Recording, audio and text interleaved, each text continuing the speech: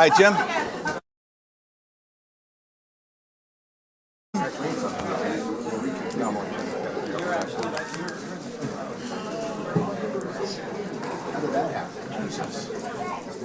You can run but not hide.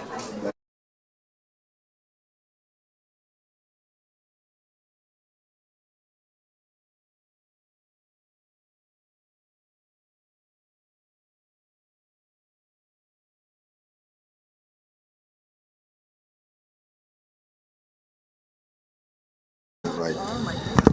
Good afternoon.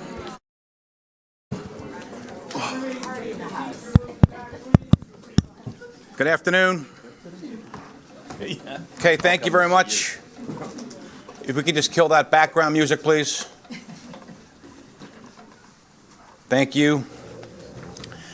I'm calling the meeting to order, please, as we continue to make the transition to in-person meetings. Some of the participants are participating via teleconference, video conference, and today's public meetings are also being live streamed from the Port Authority website. We're going to start today's meeting on a very somber note. We're going to begin the meeting by commemorating and honoring the lives of two Newark firefighters, Augusto Akabu and Wayne Brooks, Jr. Captain Akabu and Captain Brooks died on July 5th while battling a ship fire at Port Newark. We have witnessed this tragedy.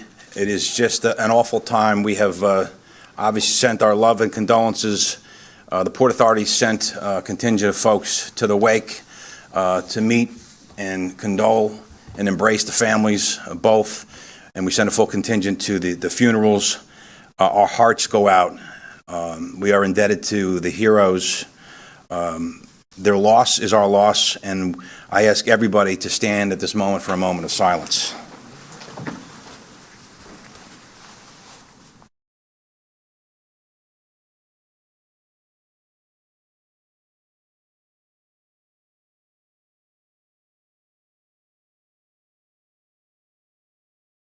Thank you. We also want to keep in our thoughts those first responders who were injured during the fire, the ship fire, and we keep them in our prayers. Continue on a somber note. We lost recently a 31-year veteran of the Port Authority, Mark R. Bailey, who served as a train engineer for most of his career at PATH. Mark will be remembered by his colleagues as a mentor to the junior PATH employees. And for those that knew him, can only describe him as a larger-than-life personality who always had this calm demeanor. Devoted family man, had two children, Naima and Salim, husband to his wife Paulette. He was a community leader in Bayonne. We will miss Mark, and again ask everyone to stand for a moment of silence for Mark.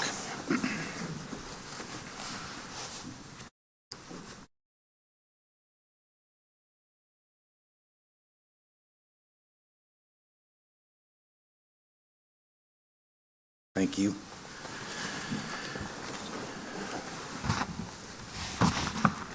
Okay, now we're going to transition into a protocol and procedure that's been going on for 102 years. We are going to witness the swearing in of our newest commissioner, Winston Fisher. Winston was sworn in privately, but we have the ceremonial swearing in. We're going to first stand for the presentation of the flags, and then we're going to have the singing of the national anthem before we have the oath administered by the vice chair and myself. Please, fight and drum. America. Right, quick, march.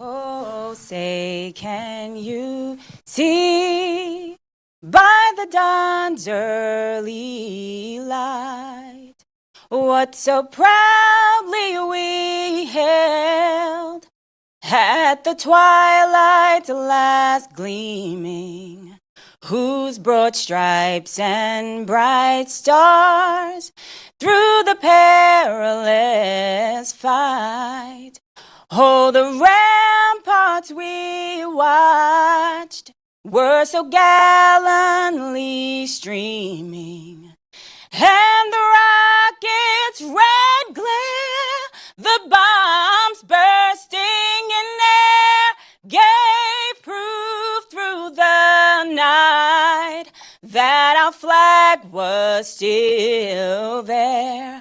Oh, say does that star-spangled banner yet wave?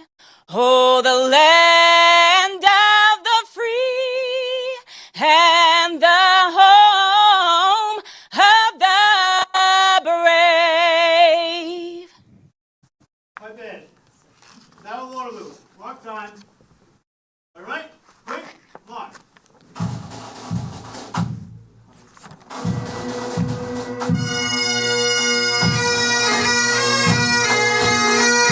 I'll pick up the last three. Okay, line start. We'll have it up, we'll hold it up. You'll tell me that, right? Okay. Yeah. Let's hand it to you.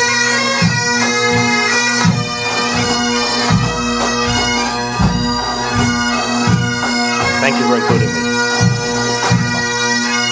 Come on, you know you weren't sure in 2017 when I got here.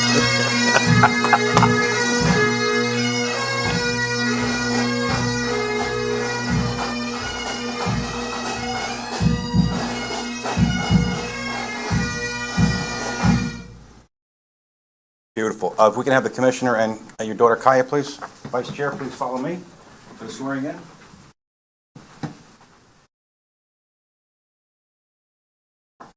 You embarrassed yet by your dad? My daughter would run the other way. So I can hold the Bible for your dad? Vice Chair and I gonna, other way, right hand. Raised. I state your name. Do solemnly swear that I will support the Constitution of the United States and the Constitution of the State of New York, And that I faithfully discharge the duties of the office of the Commissioner of the Port Authority of New York and New Jersey according to the best of my ability.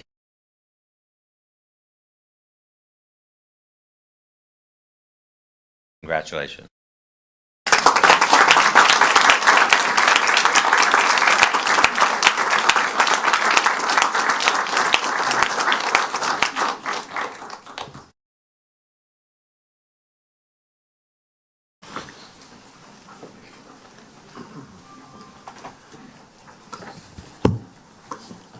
All right, congratulations, Commissioner. Welcome aboard. You've already contributed much, and you got a sense from today's executive meeting the nature of the topics and the depth and the profile of the Port Authority. Welcome aboard.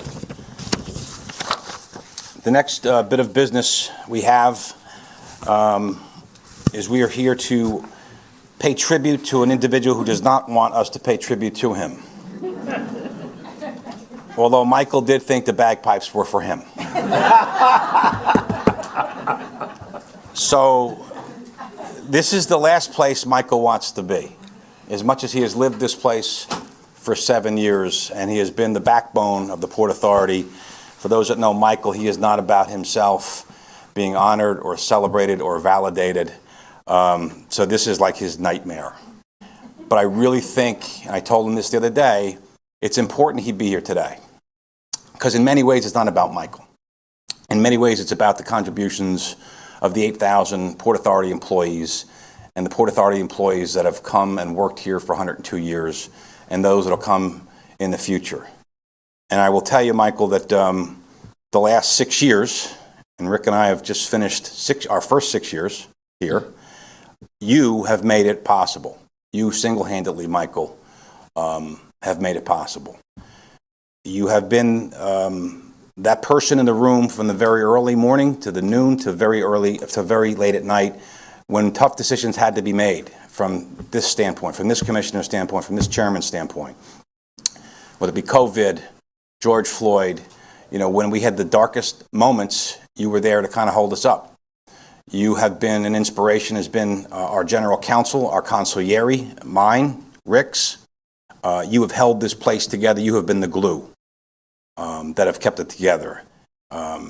People have written a bunch of stuff for me to read. I don't have to read it, Michael. I can just tell you from my heart what you mean to me and what you mean to the Port Authority. This extraordinary individual you're staring at who has left us, and I don't think he ever would have left us but for his dream job was to be a federal district judge before he goes to the appellate division.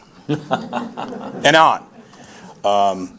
Michael is amazingly dedicated, amazingly serious, amazingly smart. I will tell you that there are a few people other than Michael, and I would include Rick, to have this intellectual capacity, just extraordinary. Have this well of compassion, extraordinary. The depths of your commitment to this place, your family, this mission, you have made it really special, Michael. So I can't capture everything, Michael. You know who we are. You've made us. You know where we're going because you've put the foundation in place.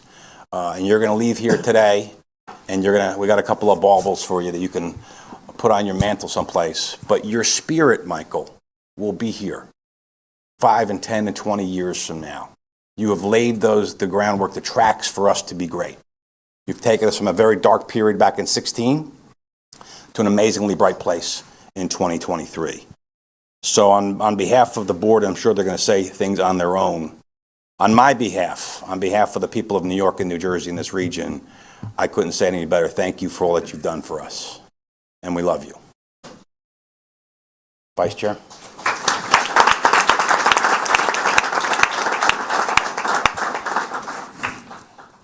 Show me how to turn this on.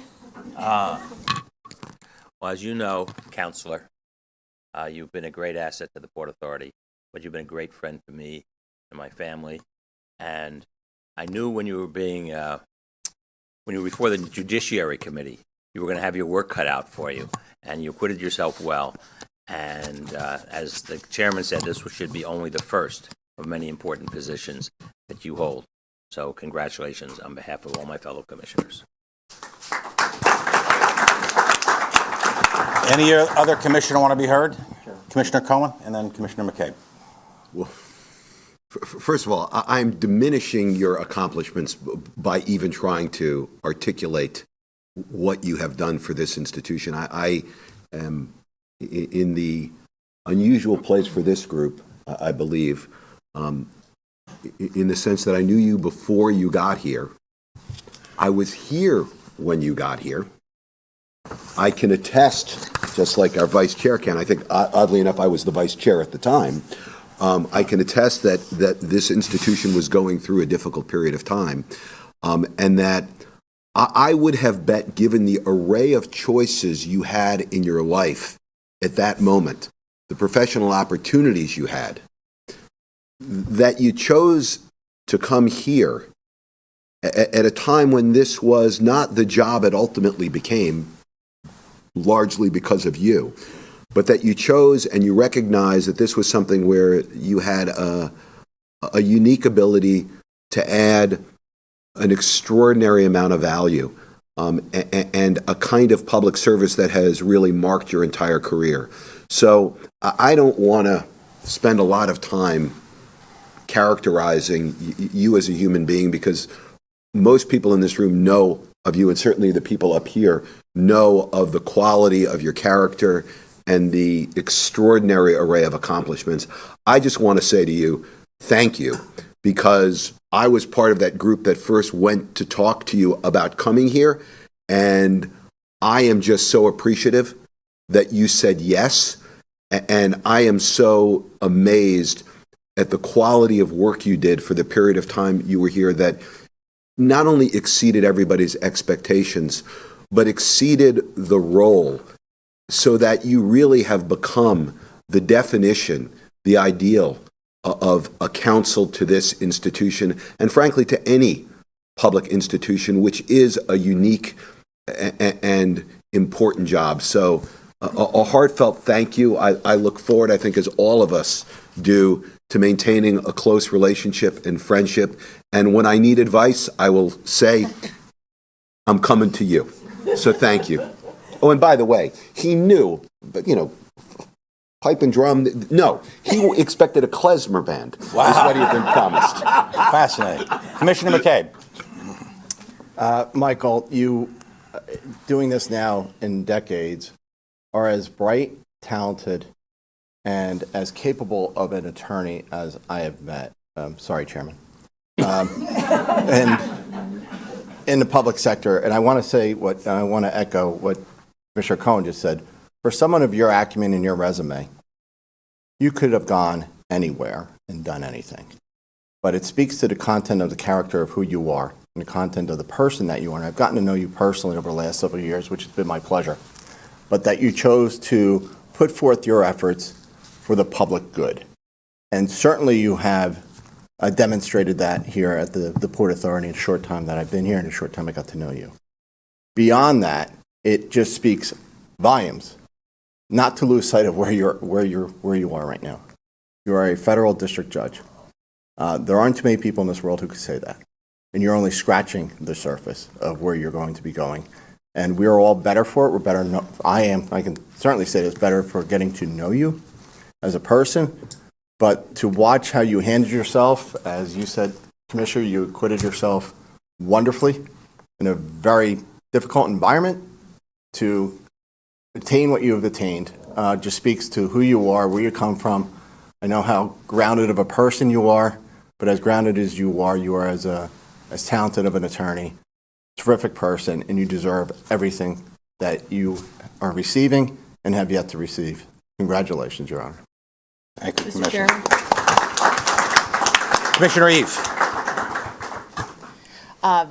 Plus one, everything that has been said. I will say, and I know the other lawyers who are sitting up here or in the audience, or who may be watching on screen, won't mind me saying this, but in my 33 years as a lawyer, I have never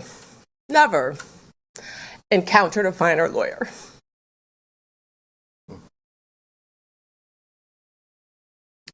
Intellectual firepower, character, extraordinary calm. Never seen you flustered. I cannot believe I'm crying. This is ridiculous. My brother's going to be so upset with me.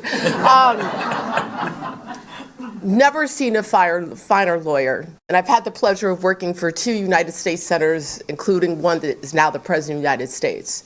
I have never worked with a finer lawyer and had the pleasure of being served by one, with you as our general counsel. As I mentioned, the intellectual firepower, I've never seen you flustered, the character, the calm, but as much as you gave to this organization and during some of the most challenging times at the Port Authority, but also during some of the most challenging times for our country, I literally have never seen you flustered. You were always the calm in the middle of the chaos. But as important as the port has been to you and this family has been to you, I know that what comes first and foremost for you is your faith and your family. And you are as dedicated to those 2 things, even more, if that could be possible, than the extraordinary dedication that you showed to the port, to us as commissioners, and to us as friends. So these are what my father and my mother would call happy tears, because it's not goodbye. We will be calling upon you for advice and counsel, so I hope that's okay. And the port's loss is now, with you being a federal judge, is not just New Jersey's, but the country's gain. Godspeed. Thank you, Commissioner Eve. Any other commissioner want to be heard? I'm sorry. Yes, Commissioner Richardson. In the lead up to today. Is that on? Oh, thank you. So in the lead up to today, I was thinking about you, and Maya Angelou's quote came to mind. And I have to tell you, Commissioner Eve, I was actually getting choked up, so I'm going to try to contain myself as well. But Maya Angelou's quote goes something like this: people may forget what you said. People may even forget what you did. But people will never forget how you made them feel. And that came to mind as I was walking in the room, and I said, yes, that's it. The way you make us feel. The way you made me feel as a new commissioner. It was so important, that initial engagement, because it carried through the entire time that I knew you. I will tell you how I feel. I am happy for you. And I said that the moment I heard your news, because you have worked so hard and you are so deserving of where you are. I will tell you how I feel, hopeful. And I know that everything's going to be all right because you're a great leader and you left us in good hands with a great group of colleagues.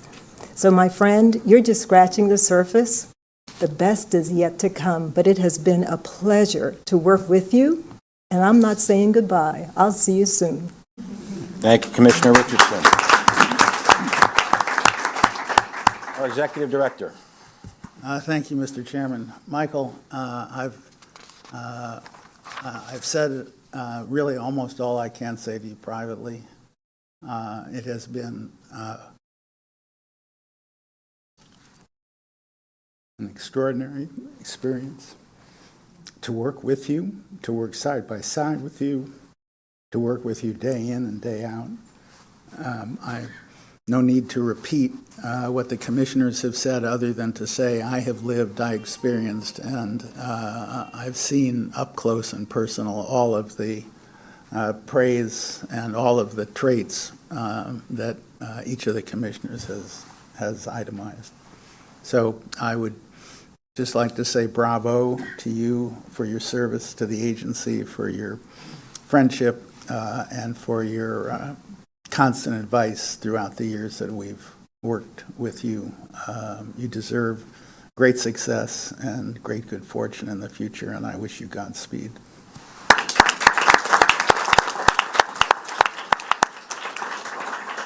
Anyone else want to be heard? All right, a couple things before we put Michael on the spot. The first order of business, an extraordinary order of business, which has only occurred 7 times before. We're going to be awarding Michael the Chairman's Achievement Award tonight. I'd like a motion from one of the commissioners. So moved. Have a second, please. Second. Jim, you want roll call, please? Chairman O'Toole? Yes. Vice Chairman Linford? Yes. Commissioner Bolwage? Yes. Commissioner Cohen? Yes. Commissioner Eve? Yes. Commissioner Fisher? Yes. Commissioner Helmy? Yes. Commissioner Kelly? Yes. Commissioner LaBarbera? Yes. Commissioner McCabe? Yes. Commissioner Richardson? Yes. Commissioner Rosado? Yes. So, Michael, one of the 4 things we're going to give you today is a Chairman's Medal, which has just been unanimously awarded to you. Like I said, there are 7 other people that have received this in the history of the Port Authority, and we can't think of anybody more special that deserves that award other than you. So what I'd like to have in an orderly fashion, if we can have all the commissioners get up, because we got 4 things we're going to give away, and Michael, we're going to bring you up here, and we have a portable mic, and then we're going to put him on the spot, because we got a couple of things. So if I get the commissioners join us, we have a hard hat. Is that microphone, James Allen, is that microphone live there? Oh, good. Dead microphone. Right there. Is there a portable right there? There you go. I'll take it up here. You can just... So Phil Donahue, I know, I was just going to say that. All right, so if we can have the Rick come on up and the commissioners come up. Michael, you come up. So, Commissioner Kamei, can you just grab that helmet? The first thing we're going to do, Michael, is give you a ceremonial helmet signed by senior staff and the commissioners, representing all your good work. The second thing we'd like to present, Commissioner Eve, if you can get the flag. Oh, I'd be honored to. The flag, which is flown over World Trade. I think it was June 6th of this year. It's an honor that you'll be receiving that flag on behalf of the Port Authority, but more importantly, on behalf of your legal department that actually procured that flag for you. Okay. Yeah, Vice Chair, could you present this? Now, if we can have you over here, Michael, and we can have the commissioners line up, and if you can just kind of summarize or present that to him, Vice Chair. Michael here, George Fallen, come on in. Rick, come on, join the party. Steve, and then we're going to turn and have a photo after this one, yes. On behalf of the Port Authority and Commissioners, we want to present you with the Service Excellent Award. The Board of Commissioners and its Executive Director hereby recognize the lasting contributions by Michael E. Farbiage during his nearly 7 years, can you believe it, 7 years, that's not in there, of the dedicated public service to the Port Authority and the bi-state region. Since joining the Port Authority in 2016 as General Counsel, Michael brought the full measure of his devotion of legal skills, keen intellect, and unmatched work ethic to the responsibility of leading the law department and providing rigorous advice to the professional staff and the Board of Commissioners. During his tenure, Michael fully leveraged his legal skills in the oversight of thousands of litigations, negotiation of new labor contracts for all representative agency employees, developing the factual and legal basis for raising the minimum wage for thousands of airport workers, strengthening the legal framework for many of the agency's regulations, and providing rigorous and detailed advice on the multitude of issues that arose during the COVID-19 pandemic. An ardent proponent of integrity as a fundamental tenet for the agency's success, Michael strongly supported a new code of ethics for the commissioners, the complete revision and strengthening of the agency's Office of Ethics and Compliance, and strengthening focus on safety, including the appointment of the agency's first Chief Safety Officer. It is with the utmost appreciation and respect that we honor Michael E. Farbiage for his public service and essential contributions to the Port Authority and the region it serves, and wish him well as a newly appointed federal judge. Amen.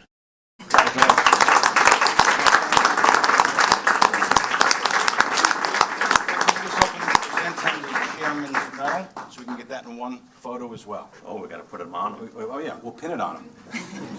Point it We're to ready? him. Not sure I've ever done this before. If you puncture my heart, that could be very metaphorical. It's workman's comp. It's okay. I don't know, well, if you can't pin it, we'll just hand it to him. Hold it up there. I think we're just going to have to. All right. Hold it up and grab one photo. That's perfect. Ready? Oh, here, You ready? You got it? Great. Thank you. Thank you. Don't go away. Not yet. He's not going to stop. Don't go away. Don't go away, Michael.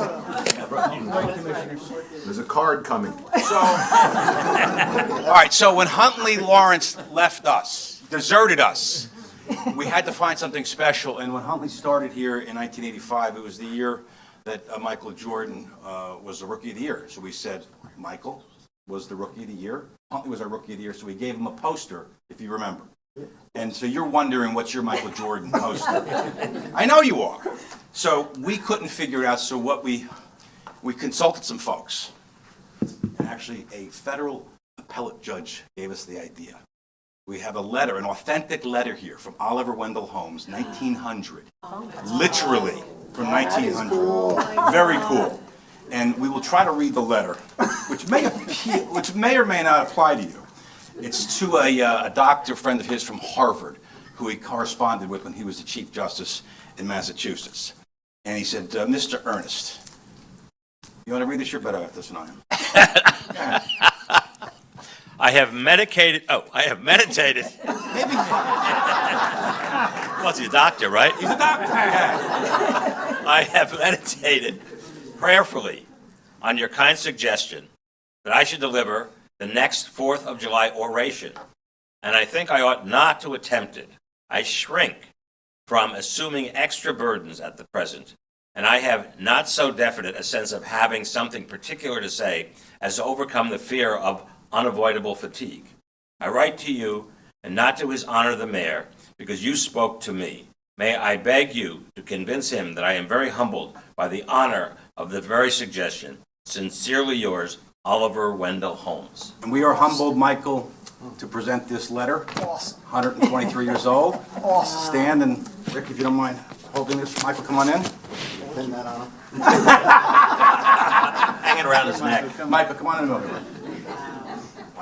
Stand up here Both sides. so we can see you. That is awesome.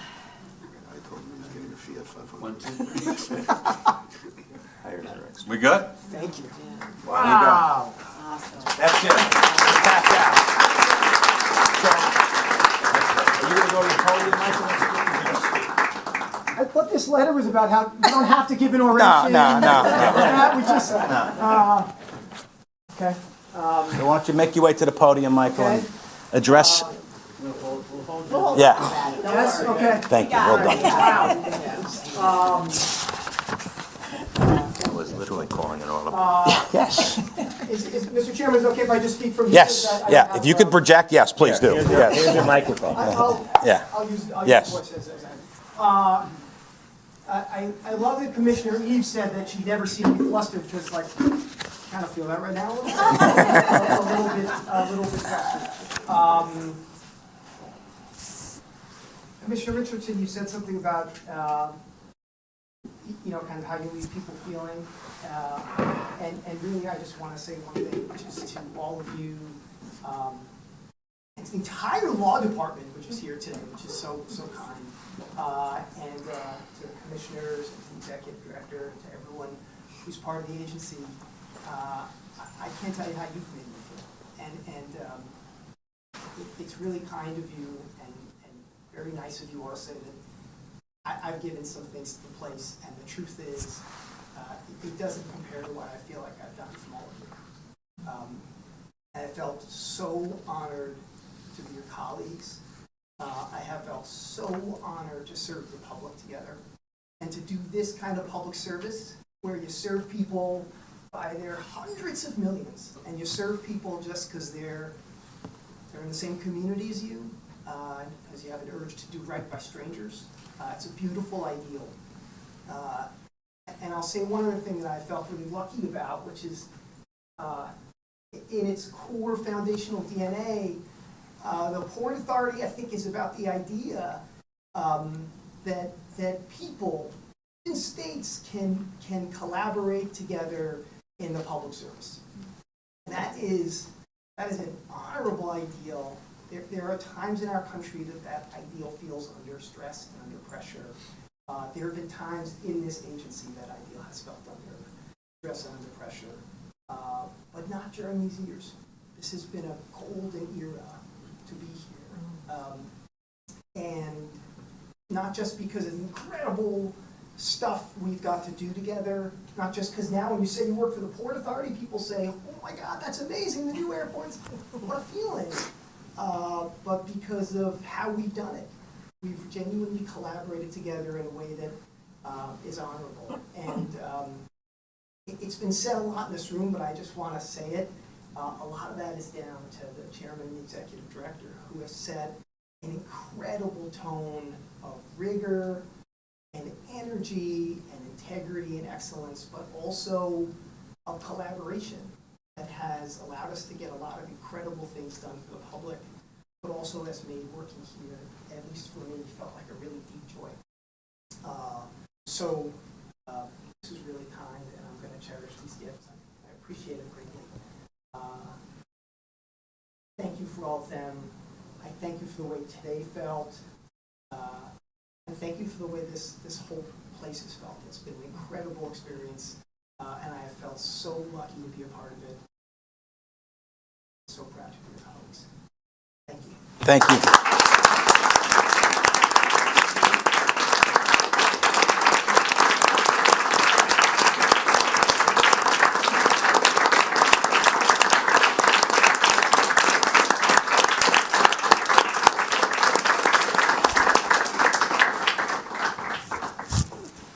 Now, if there's anyone have ideas about retiring after this, we're out of gifts, all right? No Jordan, Olive Wendell Holmes, we're done.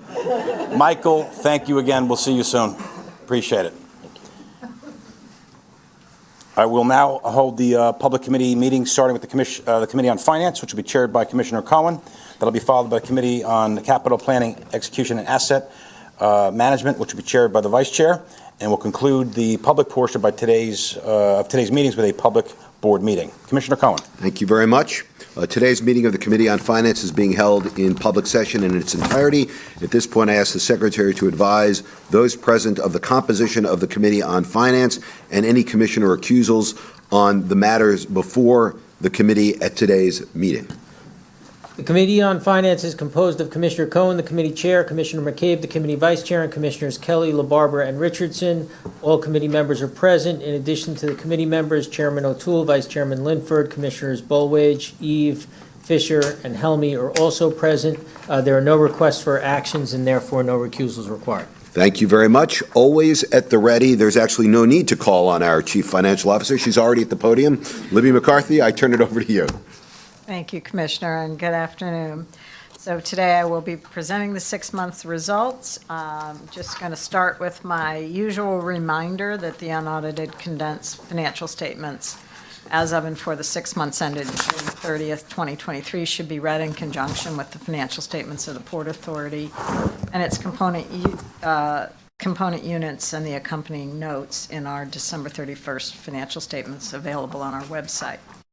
Any information that's provided herein with respect to forward-looking impacts from COVID-19 represented the Port Authority's current assessment based on the data it had available at the time the financial information was presented or compiled.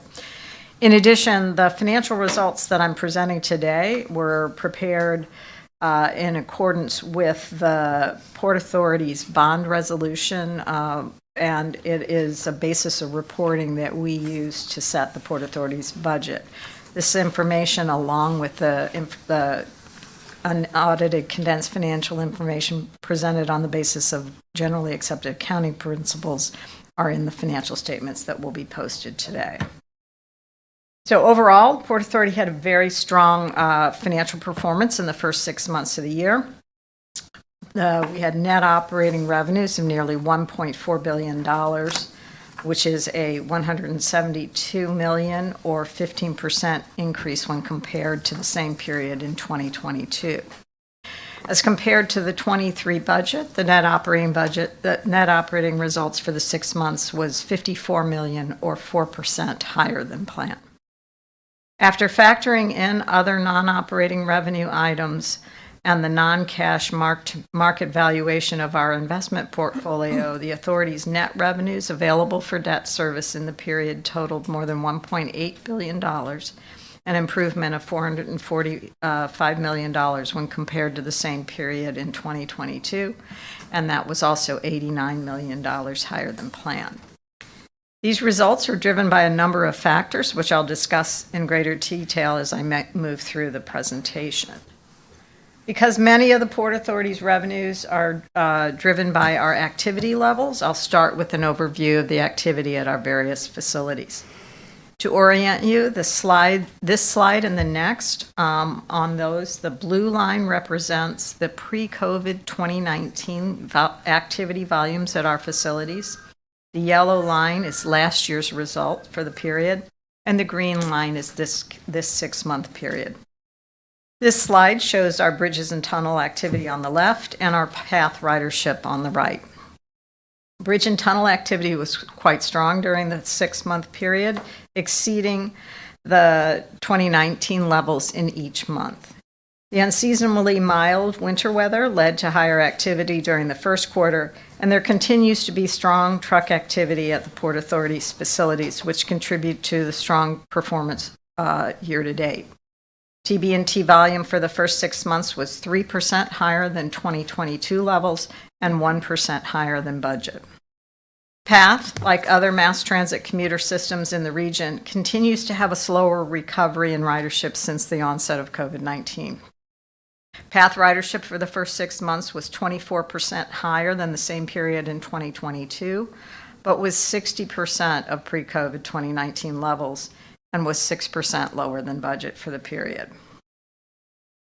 On this slide, you can see our aviation and port activity. The aviation volumes for the 6 months had significant recovery this year and were 19% higher than 2022 levels, and were also 2% higher than budget for the period. Aviation activity continues to experience high demand for travel, particularly on the domestic side, with more recently international and business travel starting to recover. The slight downtick in activity that you see on the slide for June is a result of fewer flight operations due to the poor weather conditions in the month, both from the storms but also the impact of the smoke from the Canadian wildfires that have impacted air travel. Despite this, the agency's airports experienced record volumes in the first 6 months of the year. Our port activity remains strong as the total port volume for the first 6 months of the year was also 102% of 2019 levels. And year to date, the agency's ports are the second busiest container port system in the United States. Port container volume was 24% lower than the same period in 2022 and was 17% lower than budget for the period. This lower activity level was driven by macroeconomic trends both in the region and globally. So moving to gross operating revenues. For the first 6 months, the gross operating revenues totaled nearly $3.2 billion, which is an increase of $300 million, or 11% versus the prior year.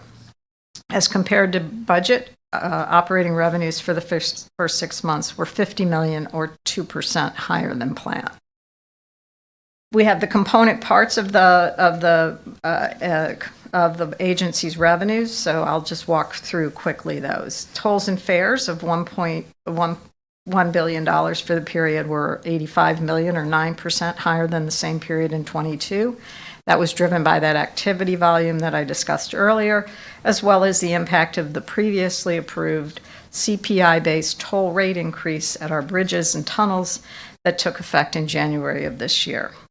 Rental revenues of $1 billion are 13% higher than the same period in 22, primarily driven by activity at the airports, as well as new rents associated with the various airport redevelopment projects. Aviation fees of $732 million are 9% higher than the same period in 22.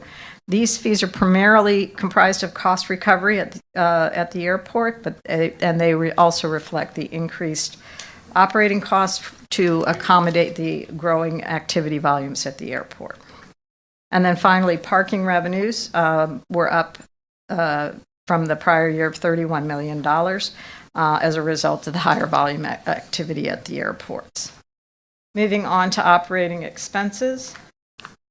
Operating expenses for the first 6 months of the year totaled $1.8 billion. That's a 8% increase over the prior year. That's a result of, again, responding to those higher activity volumes across our facilities, as well as some incremental costs necessary to maintain and operate the airtrain system at Newark, as well as the cogeneration plant at JFK. Compared to the 23 budget, operating expenses for the first 6 months of the year were $5 million lower than planned.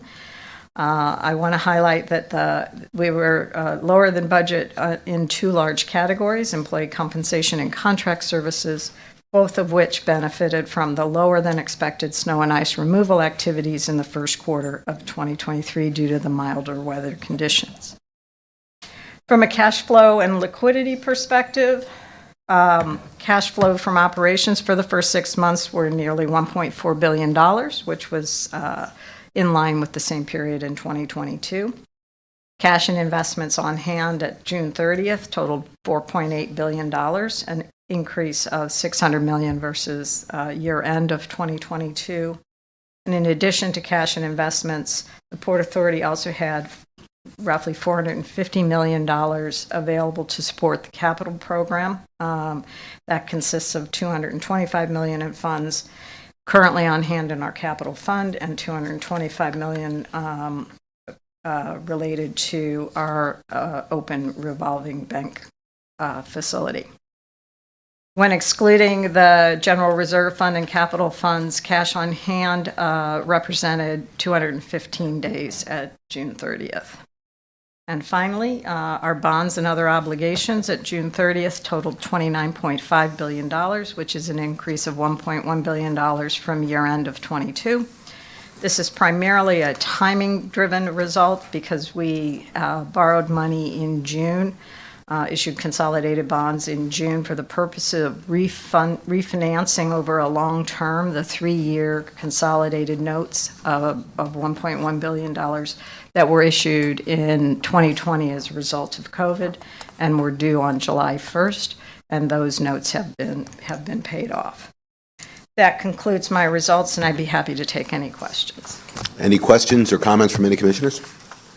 Hearing none, you have our thanks as usual, Libby, for a great succinct report. Thank you. Thank you.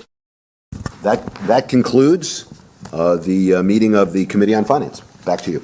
Thank you, Commissioner Cohen. At this point, we turn the meeting over to our Vice Chair, as he can oversee the Committee on Capital Planning, Execution, and Asset Management. Vice Chair. Thank you, Mr. Chairman. Excuse me. Today's meeting of the Committee on Capital Planning, Execution, and Asset Management is being held in public session. The committee also met in executive session earlier today to discuss matters involving ongoing negotiations or reviews of contracts or proposals. At this point, I ask the Secretary to advise those present of the compensation of the committee and any commissioner recusals on the item before the committee. Thank you. The Committee on Capital Planning, Execution, and Asset Management is composed of Vice Chairman Linford, the committee chair, Chairman O'Toole, the committee vice chair, and Commissioners Helmy, LaBarbera, and Rosado. All committee members are present, with the exception of Commissioner Rosado. In addition to the committee members, Commissioners Bolwage, Cohen, Eve, Fisher, Kelly, McCabe, and Richardson are also present. As there are no requests for action, no recusals are required. Thank you.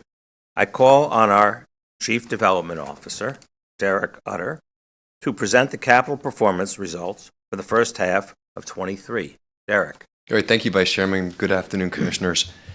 I'm here today to provide a review of the first half of the year's capital results. Spending was $887 million, which was about 74% of the budget. It was up slightly from the spending, at least the second quarter was up slightly from spending in the first quarter. We hit 81% of our scheduled milestones, and we hit 9 milestones that were scheduled for later in the year. So they were hit ahead of schedule. Just taking a look at the first half of the year spending versus past years, you'll see that our spending performance was about 74% of the plan, which is a little bit lower than where we'd like to be. We target at least 90% of our plan to make sure that we're executing on projects and getting them done on an aggressive schedule. Though this spending of 74% was largely driven by timing of payments on our big redevelopment programs. So, for example, at LaGuardia Terminal C, a milestone was achieved in the fourth quarter of last year. Therefore, the payment was made last year instead of this year, and it shows up as a lower than planned spending for this year. So those are the sorts of things that are probably drove about 2/3 of the underspending so far this year. In terms of on-time results, we hit 81% of our scheduled milestones. That was 38 of 47 planned scheduled milestones. And again, in addition to that, we hit 9 milestones ahead of schedule.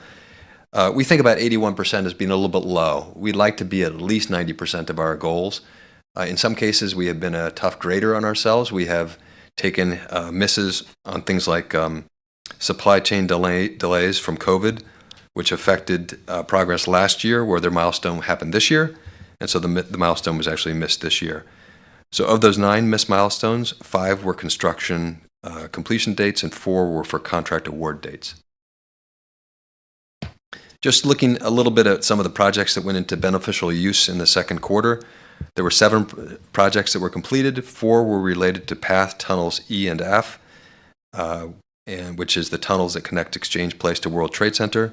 In addition, we completed projects to install license plate readers at the Goethals Bridge and fire alarm integration systems at the World Trade Center Tower 1.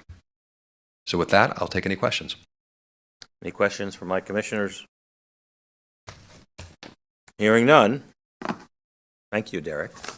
This concludes today's meeting of the Committee on Capital Planning, Execution, and Asset Management, and I turn it back to our chairman. Great. Thank you very much, Vice Chair. Okay, we're at the last portion of today's meetings. The board meeting of the Port Authority of New York and New Jersey and its component units is now being called to order. Today's in-person meeting is also being held virtually via video conference with the proceedings live streamed from the Port Authority website. On July 12th, the Security Committee met in executive session. Earlier today, the Committees on Finance met in public session, and the Committees on Capital Planning, Execution, and Asset Management met in public and in executive session. The reports will be filed with the official minutes of today's board meeting. The Commissioners also met in executive today to discuss matters related to the purchase, sale, or lease of real property where disclosure would affect the value thereof or the public interest, matters involving the public safety or law enforcement, matters involving ongoing negotiations or reviews of contracts or proposals, and matters related to personnel procedures, and to discuss and act upon matters related to proposed, pending, or current litigation or judicial or administrative proceedings.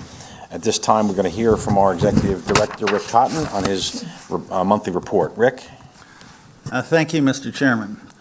I want to touch on 4 subjects in today's report. First, I want to offer a comment on the financials that you just heard from the Chief Financial Officer. I want to make some comments on the fire that occurred at our seaport. And then third, take note of the announcement by Governor Hochul concerning progress on our Site 5 development project. And finally, note to the board key completion milestones taking place with respect to the new Terminal A at Newark. So let me begin by commenting to the board on the agency's strong overall financial performance versus plan for the first 6 months of the year that were just outlined by our CFO. These results showed net operating income 4% above plan, reflecting first strong continuous activity recovery at our facilities, but also reflecting strong expense discipline across the agency throughout the first half of the year. I want to thank publicly all of the agency's employees, not only for their continued dedication, hard work, and excellent handling of the high volume of activity at our facilities, but also for their commitment to managing the agency's expenses with efficiency and dedication. And as always, I want to thank the leaders of the 23 unions who represent 2/3 of the agency's employees. Turning to the Grimaldi fire at Port Newark. On Wednesday, July 5th, as we all know, a truly tragic event occurred at Port Newark. A fire erupted on a car carrier cargo ship, and 2 firefighters from the Newark City Fire Department died fighting the fire. We took note and mourned their passing earlier in our session today. The fire continued burning until Tuesday, July 11th, when it was extinguished through firefighting efforts coordinated through a unified command led by the U.S. Coast Guard. The unified command structure consisted of the U.S. Coast Guard as lead, the Newark Fire Department, the Port Authority, and Gallagher Marine Systems representing Grimaldi Lines, the owner of the ship. The command was stood up and remained in operation until the fire was extinguished. Measures were put in place by the Unified Command to monitor and mitigate any potential environmental impacts, and specialists performed monitoring around the vessel and the surrounding areas. Following the extinguishing of the fire, investigations were launched into the cause of the fire and all circumstances surrounding the fire by the Coast Guard, utilizing the assets of several federal agencies, including ATF and NTSB, and including investigative activity through other public agencies, particularly at Essex County. From the Port Authority's point of view, based on the recommendation of our Port Director, Beth Rooney, and our Chief Security Officer, Greg Erie, the Port Authority will support a regional review of the existing protocols, which were developed by the New York, New Jersey Marine Firefighting Task Force under the leadership of the Coast Guard Area Marine Security Committee, and which includes the Newark Fire Department, the Elizabeth Fire Department, FDNY, and other regional first responders and stakeholders, including the Port Authority. Port Authority stands ready to support this regional review in any and all ways that are helpful. Finally, as part of our agency's preparation to participate in a regional review, the Port Authority is initiating an internal review of all of our emergency preparedness protocols, with a particular focus on arrangements in place to address fire emergencies. We are also engaged in a constructive and collaborative dialogue with Newark Mayor Baraka and city officials about this review. Turning to today's press announcement by Governor Hochul, the Public Authorities Control Board has approved a revised 5 World Trade Center project. The project has been a priority for the Port Authority for multiple years, in fact, beginning in the period just before the COVID pandemic struck. The approved development will include 1,200 units of housing, a third of which will be permanently affordable. We applaud the leadership of the governor and of all involved in finding the successful path to move this project forward. When complete, it will be one of the largest sources of housing, of affordable housing in Lower Manhattan. Finally, I want to take note of critical events occurring in finishing the Phase 2 at Terminal A at Newark. Full opening will be completed within the next 60 days. As the board will recall, the opening Phase 1 of Newark's redeveloped Terminal A occurred in January. The final phase of the redeveloped Terminal A will occur over the next 60 days. Last week, the first step towards this important milestone took place with the opening of the first of 4 lounge spaces. In addition, the second phase of the terminal involves opening 12 new gates, which will bring the total at the new terminal to 33, and 12 new concession spaces, which will continue to feature local, iconic New Jersey sensibilities. As I report to you today, several of these additional gates are already open, and 6 of the concessions are open. This phase of the final completion of New Terminal A will be fully completed in September, and this will mark the achievement of a truly world-class Terminal A to replace the Terminal A that was outdated and in truly terrible shape.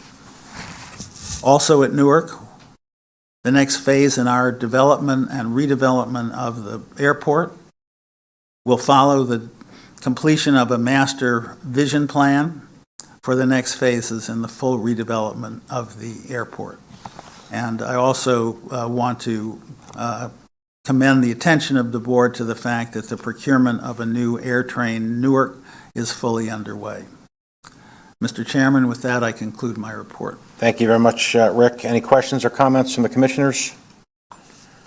All righty, we're moving ahead. We're now going to provide the public an opportunity to comment on Port Authority matters. This public comment portion will be limited to 30 minutes in total. It provides an opportunity for members of the public to present their views directly to the board, but does not provide for a dialogue. Members of the public wishing to discuss a specific matter with the Port Authority staff are advised to contact the Public Affairs Department. Speakers are asked to comply with the fixed time limit of 3 minutes. Jim, we have 2 written statements. That's correct. Sharon Feinsod on Newark Airport and United Airlines issues, and Matthew Bucky's on tolls and congestion pricing. And they'll be attached, their written statements will be attached to the record. That's correct. Okay, we have 4 public speakers who have signed up. Tyler Schwartz. Tyler, come on up.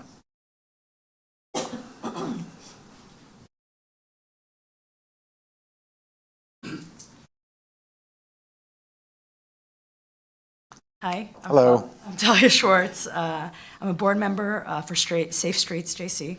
I'm a resident of Jersey City. I use the PATH train. I go into New York City about five to 6 times a week. I'm here to ask for more frequent service and to get an update on the Marion Station and if and when it will be built. We know that mass transit is a critical solution for the climate and for equity concerns. Transportation, meaning highways, cars, and trucks, is the number one biggest contributor to pollution in New Jersey. During commuting hours, the path can move 2 times the number of people as the tunnel, the Holland Tunnel. So as a mom with 2 kids who wants a future for them where they can be outside and breathe clean air, I ask that we double down on any alternatives we have to car and vehicular transportation. We saw that path ridership has not fully recovered for pre-COVID times, but I do want to call out that service has gotten considerably worse. Trains are down for repairs, and the frequency has gone down. So I'm here to say that if we invest in more frequent and reliable trains, I expect ridership might return. Instead, PATH has cut services. In 2006, PATH was running 4 to 6 trains per hour in off-peak. Now we're only running 3 or 4. And we know that off-peak hours, PATH has actually rebounded almost 80%. So when we look at that chart, that includes commuting hours. So we need to invest more in off-peak now that we see what trends are happening. As opposed to PATH, New Jersey Transit increased frequency in Hudson County 3 times in the last 6 months. And within those months, ridership went up 40%, and in some cases, close to 80%. So we know that there's a way to create this virtuous loop. More frequency leads to more demand, which leads to more funding, which leads to more frequency, and then more demand again. Transit research shows that. And in Hudson County, almost 50% of the people don't have cars. So this area is ripe for this kind of investment. Okay, I'm almost out of time. I do just want to call out that when we don't run frequent trains, we are punishing oftentimes the people who make the least amount of money and are working during off-peak hours. So not only do they make less, they have to wait 45 minutes or an hour longer than people who work commuting hours to get home. I would like my public investments, my tax money, to go to helping everyone who lives in the county have access to public transit and not drive in cars to the city, which we know we don't want anyway. So, and then finally, progress on the Marion line. A lot of people need access to transit, even when it's not the best value for our buck immediately. And we need to make sure that everyone has that access. Thank you for all the work you do. Thank you very much. Appreciate it. Emmanuel Morgan.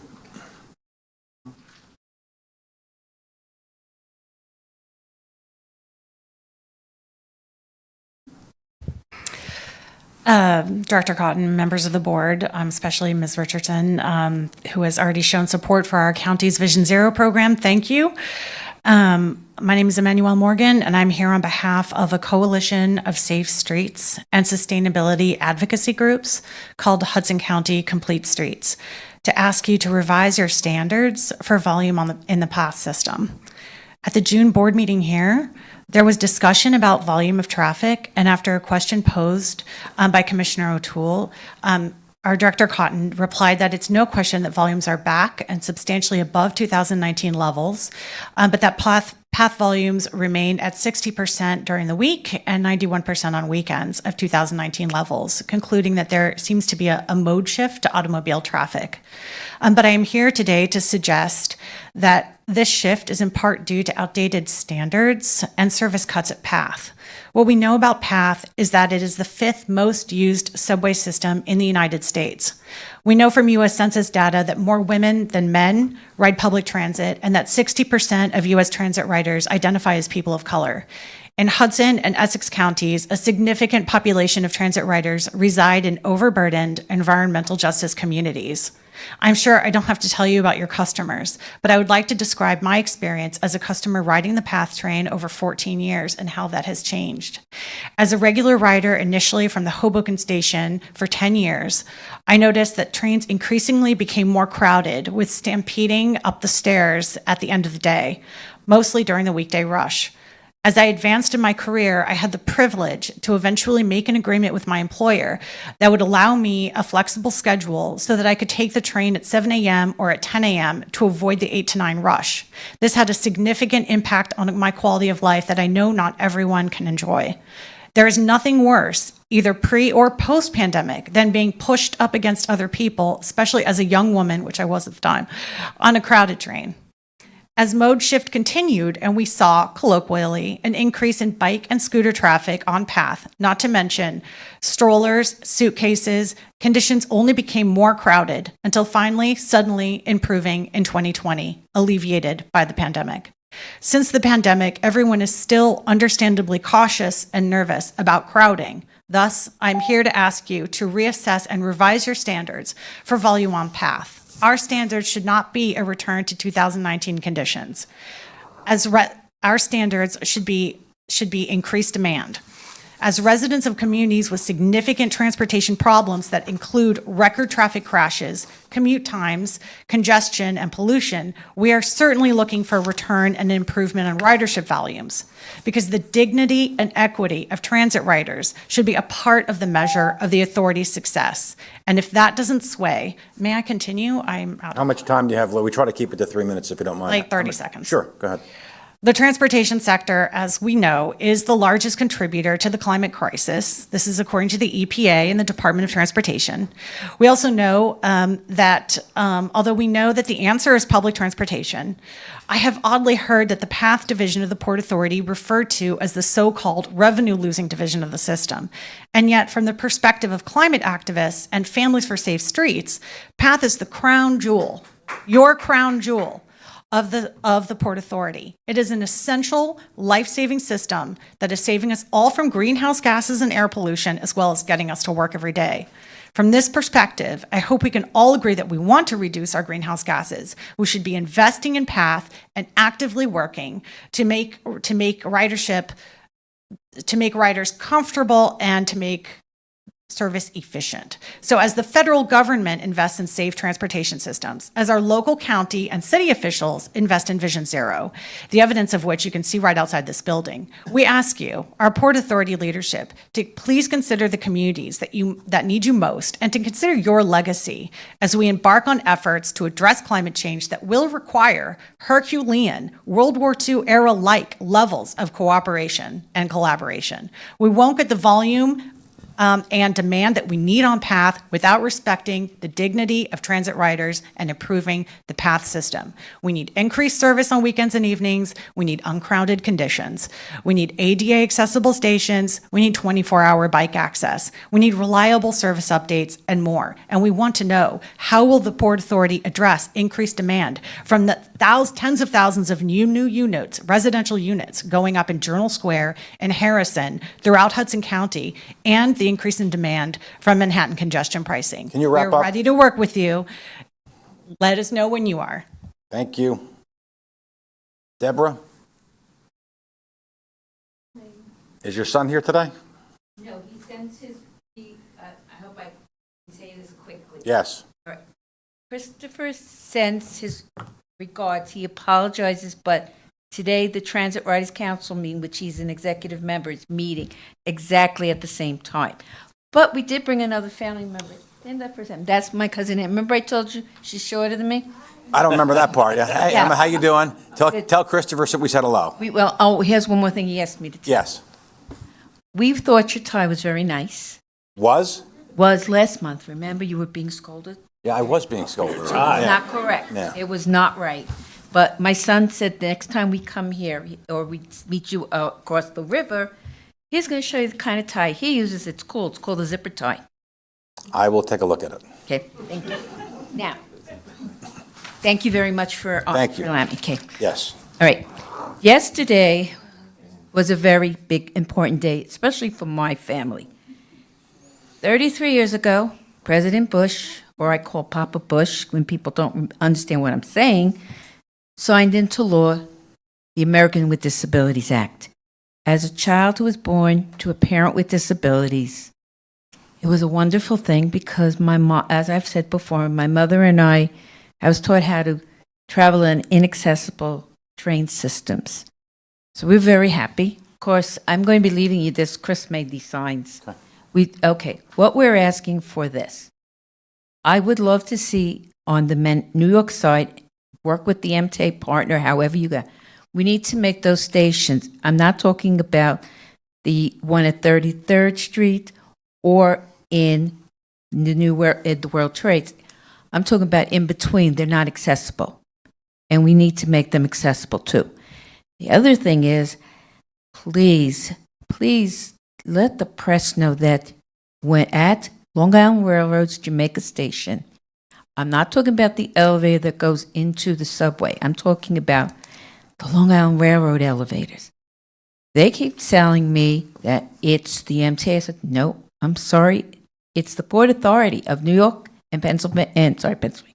Sorry, I'm exhausted. I apologize. Don't forget New Jersey in that. No, New Jersey is just as important because when I do go to, when we're going to Atlantic City, we use the trains and stuff going in and out from Pennsylvania and New Jersey.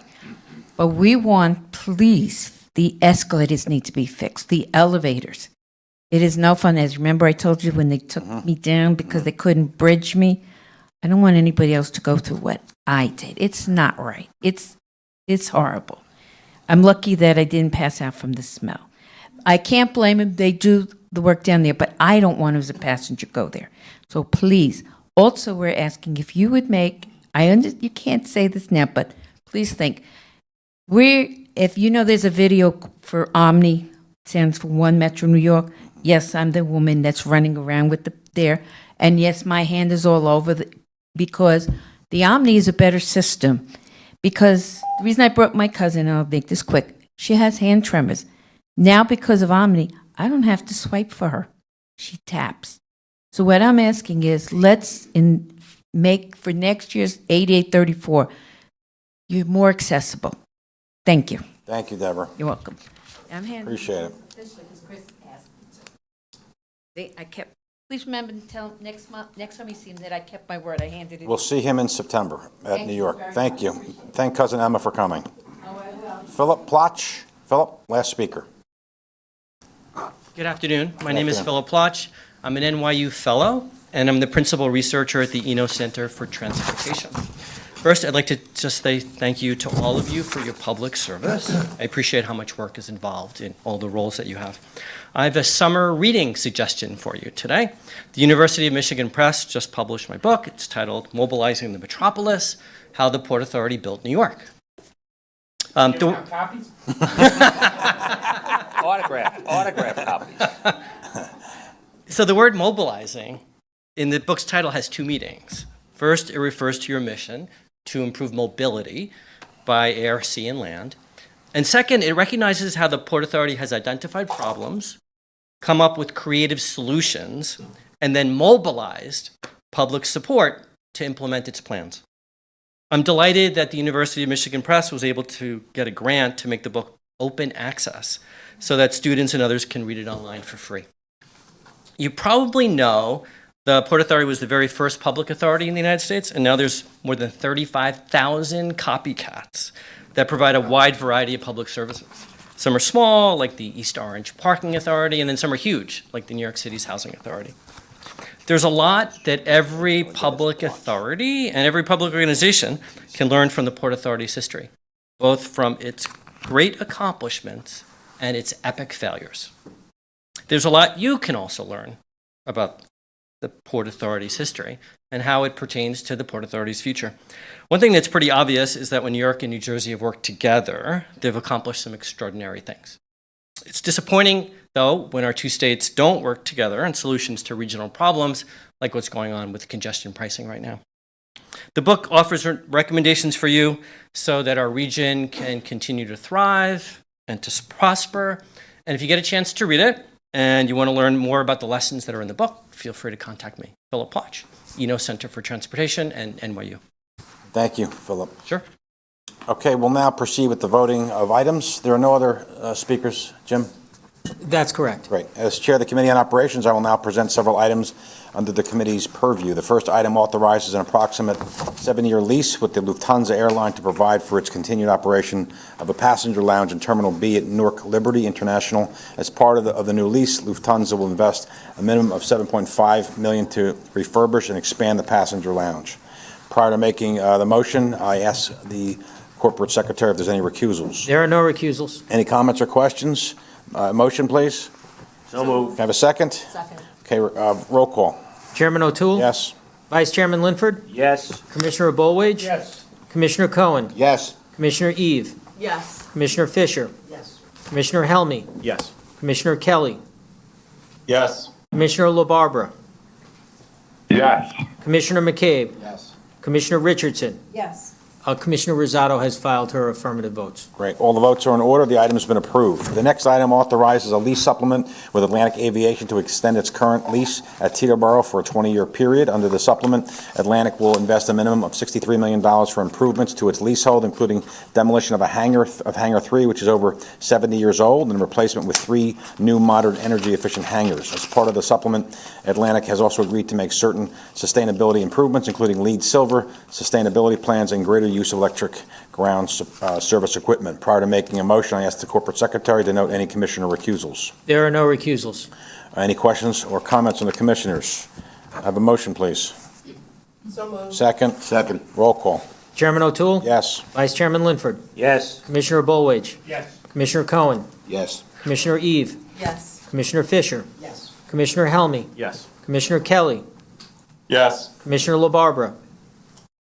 Yes. Commissioner McCabe? Yes. Commissioner Richardson? Yes.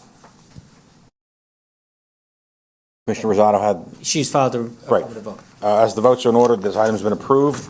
Next, we have an item that authorizes a 39-month extension on a lease with JHR Realty Company for the Port Authority's continued occupancy of the Jersey Avenue Automotive Maintenance Shop and Central Warehouse Building in Jersey City. Prior to making a motion, I ask for any recusals from our corporate secretary. There are no recusals. Any comments or questions from the commissioners? Make a motion. I'll Motion. Second, please. Second.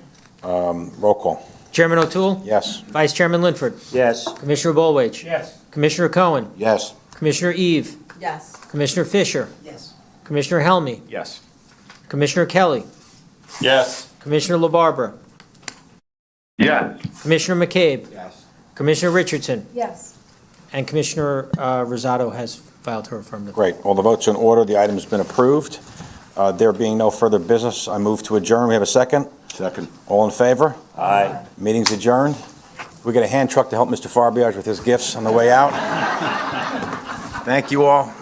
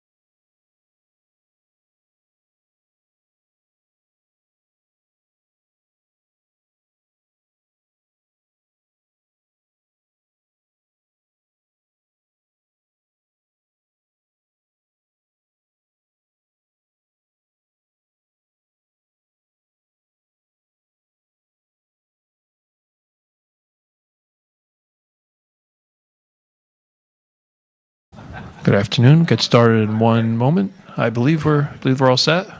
Folks upstairs are set. And we will just have one question we have Evan with Daily News. Thank you. Hey, how are you? So I'm wondering if you can speak to the, I know there's a pilot program for dispatching taxis at JFK that my understanding was it was initially set to wrap up earlier this month. Can you talk about how that ended up going, if you're continuing it, and what the current status is? Well, I think this is an enormously exciting project. Obviously, the taxis are a key component of ground transportation at our airports. Historically, the way the taxi system has worked is taxis come to a taxi hold lot. There's a central taxi hold lot at JFK, but obviously it's the way taxi pickups are staged at every airport. The amount of time that taxi drivers spend in the hold lot waiting to be called to serve a customer is totally wasted time for the taxi driver. The point of the pilot is to create what we're calling a virtual queue for taxis. And the point is not to have them arrive at a lot and sit for hours wasting time. It's to create a system where they can sign up in advance to come to the airport and then be dispatched to the frontage to pick up a customer. I think it has the potential to revitalize and energize the business of the drivers, and the drivers are a very important component, obviously, of what is our ground transportation access for passengers. So this is a challenge technologically. We are in the pilot stage. We're in the second phase, actually, of increasing the tests. So in the first phase, we enrolled around 100 taxi drivers. In the phase that we're currently in, we've increased that to 300. We can get you the exact numbers, and participation by those drivers is increasing. And what's also notable is the enthusiasm of the participants in the pilot is also intensifying. So we're very pleased with these initial stages in terms of being able to develop both the technology and the operating modalities that are necessary for what is really, I think, a revolutionary process in terms of the taxi pickup process at our airports. We haven't set a time to actually go into the next expansion, but we're absolutely thrilled with the results. We're thrilled with the enthusiasm that the taxi drivers are showing for it, and we absolutely expect to continue the rollout and expect it to become the dominant dispatch system at our airports. Is there any thought to expanding the pilot to other airports, or is it just JFK at this point? Well, at this point, it's JFK, but absolutely, it ought to be the model for taxi pickup, in my judgment. Certainly at all our airports, I think it's something that most other airports will take a very careful look at, because the system of having taxi drivers sitting idly in hold lots makes no sense for anybody. Thank you. Great. Thanks. Thank you very much, everyone. That concludes the Q&A. But if you want more details, precise numbers, happy to get it. So Tom.